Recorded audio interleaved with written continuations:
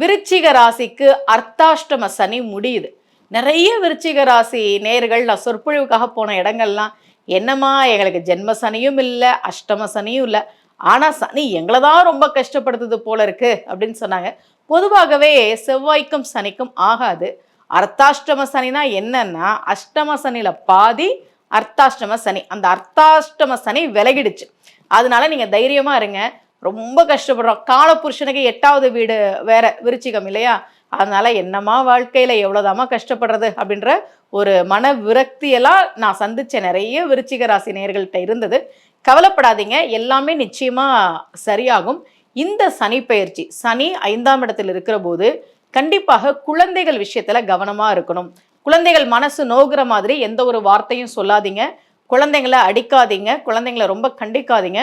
குழந்தைகள் விஷயத்துல ரொம்ப ரொம்ப ரொம்ப கவனமா இருக்கணும். ரொம்ப அன்பா தோழமையா தான் நீங்க குழந்தைகள் கிட்ட பேசணும். அதை மனசுல வச்சுக்கோங்க. பூர்வீக சொத்துல ஏதாவது பிரச்சனை இருந்தா, ஏற்கனவே அதுல பிரச்சனை தாமா அப்படின்னா கொஞ்சம் பொறுமையா இருக்க வேண்டிய ஒரு காலகட்டம். இப்போ அந்த சனி பெயர்ச்சியான சில மாதங்களுக்கு சில சங்கடங்கள் இருக்கலாமே தவிர, அடுத்தடுத்து வரக்கூடிய நாட்கள்லாம் நிச்சயமா உங்களுடைய பிரச்சனைகள் சரியாகி மகிழ்ச்சியா நீங்க இருக்கக்கூடிய காலகட்டமா தான் இருக்கு. அதுல உங்களுக்கு சந்தேகம் வேணாம்.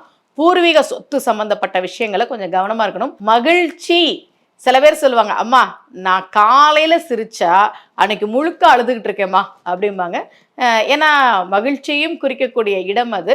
கொஞ்சம் மகிழ்ச்சியா இருப்பதற்கான சூழ்நிலைகள் வர்றதுல தாமதம் ஆகலாமே தவிர, நிச்சயமாக உங்களுக்கு பிரச்சனைகள்லாம் தீர்ந்து நீங்கள் மகிழ்ச்சியாக இருக்கக்கூடிய காலகட்டம் வந்துருச்சு. முதல்ல நம்பிக்கையோடு இருங்க. விருச்சிக ராசி நேயர்கள் ஒவ்வொரு நாளும் நாளென் செய்யும் அந்த பாட்டை நம்ம பாராயணம் பண்ணணும். எல்லாருமே சொல்றது நல்லது. முக்கியமா நீங்க செவ்வாய்க்கும் சனிக்கும் எப்பவுமே ஆகாது. நீங்க ஒவ்வொரு நாளும் நாளென் செய்யும் வினைதான் என் செய்யும், என்னை நாடி வந்த கோளன் செய்யும் கொடும் குற்றன் செய்யும், குமரேசர் இரு தாளும் சிலம்பும் சதங்கையும் தண்டையும் தோளும் சண்முகமும் கடமும் எனக்கு முன்னே வந்து தோன்றிடினே. இந்த பாட்டை ஒவ்வொரு நாளும் பாராயணம் பண்ணுங்க. விருச்சிக ராசி நேயர்கள் நாங்கள் ரொம்ப ரொம்ப கஷ்டப்பட்டுட்டோம், நிறைய கண்ணீர் சிந்திட்டோம், இந்த மாதிரி எதுவாக இருந்தாலும் நிச்சயமாக அவையெல்லாம் தீரக்கூடிய காலகட்டம் வந்துவிட்டது. நம்பிக்கையோடு இருங்கள். மீண்டும் சந்திக்கலாம். அனைவருக்கும் அன்புடன் சுமதி ஸ்ரீ.